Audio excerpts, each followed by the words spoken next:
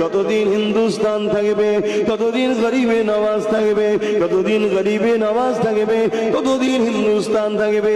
কেন গরিবে নওয়াজকে হিন্দুস্তান আমার রাসূলুল্লাহ দান করেছে, আতা করেছে, দিয়ে দিয়েছে।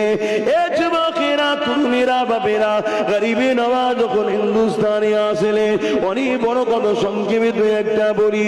একটা জায়গায় যেখানে গরিবে নওয়াজ বসলেন, ওই আনা সাগরের পাশে গরিবে নওয়াজ বসলেন, ওই জায়গায় বসার পরে আজানটা দিয়ে আজানের পর নামাজ হয়ে গেল।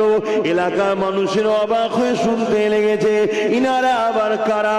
কেননা ভারতীয় জমিনে এই আজান কখনো মানুষ শোনেনি। ওই এলাকার মানুষেরা তখন দেখেন, এ যুবকেরা, তরুণেরা, বাপেরা, সন্ধ্যা যখন আগিয়ে আসতে লেগেছে, রাজা সৈন্য সামন্তরেরা, রাজার লোকেরা এমন করে উট ঘোড়াকে নিয়ে এসে যে জায়গায় গরিবে নওয়াজ বসেছিল